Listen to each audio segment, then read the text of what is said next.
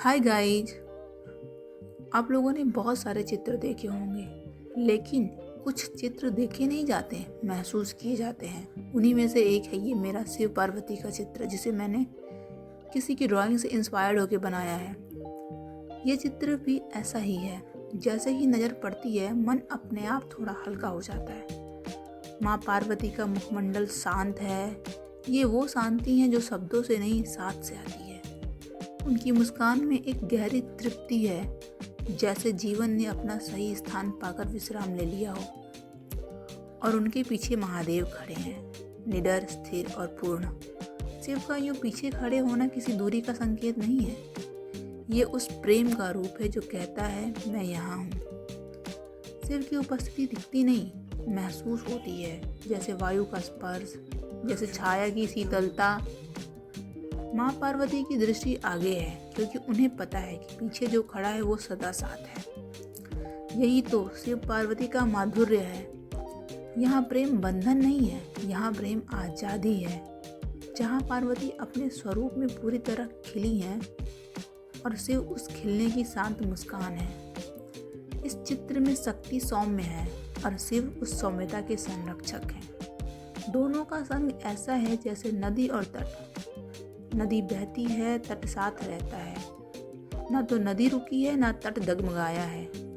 ये चित्र सिखाता नहीं, बस याद दिलाता है कि प्रेम तब पूर्ण होता है जब किसी को कम या ज़्यादा नहीं बनना पड़ता। माँ पार्वती यहाँ देवी नहीं लगती, वो लगती हैं जीवन में अपने स्थान पर संतुष्ट आत्मा की तरह। और शिव, वो लगते हैं उस आत्मा का अडिग आधार। दोनों का यह संगम कोई प्रदर्शन नहीं है, ये तो स्वाभाविक अस्तित्व है। जैसे फूल का खिलना, जैसे दीपक का प्रकाश देना। शिव पार्वती का प्रेम कोई कथा नहीं, ये तो अनुभव है जो मन में उतरते ही उसे शांत कर देता है। इस चित्र को देखते हुए हृदय में एक मधुर स्पंदन होता है, जैसे भीतर कोई कह रहा हो सब ठीक है। और शायद यही इस चित्र का सबसे बड़ा वरदान है।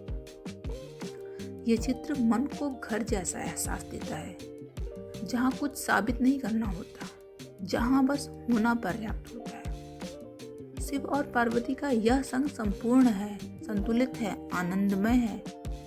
और इसी आनंद में सृष्टि सांस लेती है। ये मेरी इमेजिनेशन नहीं, ये उस भाव की झलक है जो हर हृदय शांति के क्षणों में अनुभव। तो दोस्तों, आप लोगों को मेरी ये ड्राइंग और मेरा ये कॉन्सेप्ट, मेरा ये आइडियोलॉजी, मेरी इमेजिनेशन को अपने शब्दों के थ्रू बताना कैसा लगता है? मुझे प्लीज़ कमेंट में बताइए कि मेरी आवाज़ आप लोगों को समझ में आती है या नहीं। और अगर आपको ये वीडियो थोड़ा भी अच्छा लगा हो तो प्लीज़ वीडियो को लाइक, शेयर एंड सब्सक्राइब कर दीजिए। और कमेंट में बताइए कि मेरे शिव और शक्ति कैसे बने हैं। आज के लिए इतना ही। Bye bye, thank you.